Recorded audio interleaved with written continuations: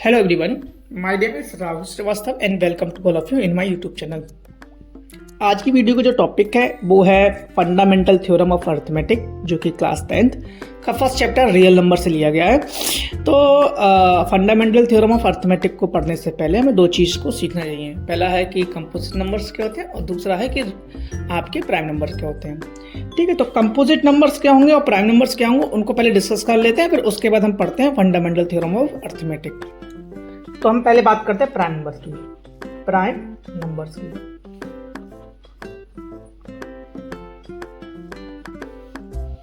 Prime numbers ऐसे numbers होते हैं जिनके सिर्फ और सिर्फ 2 फैक्टर्स होते हैं। Those number having only 2 factors.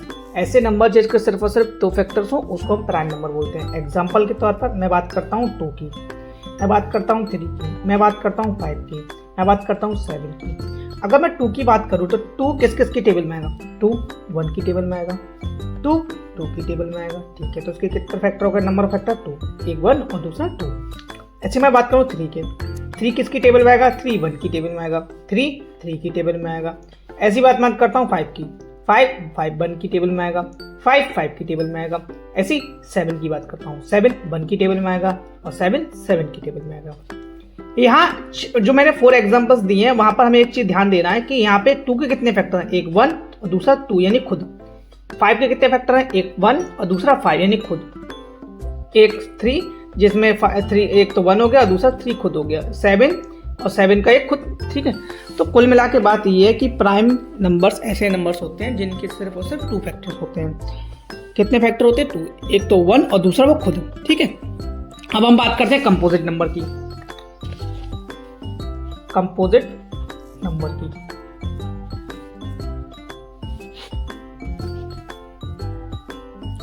कि those numbers which have more than 2 factors. ऐसे नंबर जिनके 2 से ज्यादा फैक्टर्स होते हैं उन्हें हम कंपोजिट नंबर बोलते हैं। एग्जांपल की तरफ 4 1 की टेबल में आएगा, 4 2 की टेबल में आएगा, 4 3 की टेबल में, 4 की टेबल में आएगा।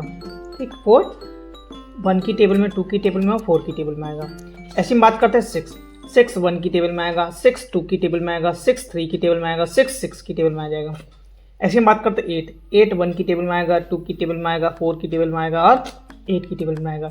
यहाँ देखने वाली बात ये है कि 4 के 3 फैक्टर है 1 2 4, 6 के 4 फैक्टर है 1 2 3 6, 8 के भी 4 फैक्टर है 1 2 4 8। तो इसका मतलब ये हुआ कि कंपोजिट नंबर्स होते हैं जिनके 2 से ज़्यादा फैक्टर्स होते हैं। ठीक है, अब हम बात करते हैं फंडामेंटल थ्योरम ऑफ अर्थमेटिक की।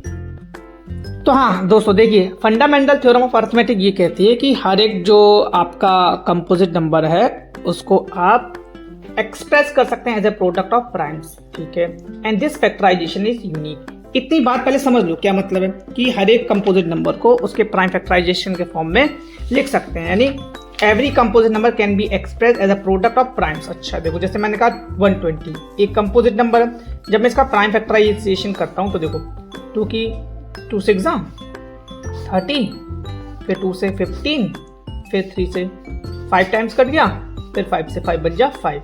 यानी 120 को मैं कैसे लिख सकता हूँ? 120 को मैं ऐसे लिख सकता हूँ 2 की पावर 3 1 2 3 2 की पावर 3 3 की पावर 1 इंटू 5 की पावर 1। तो इसका मतलब ये है कि जो कंपोजिट नंबर है उसको हम उसके प्राइम के प्रोडक्ट के फॉर्म में लिख सकते हैं।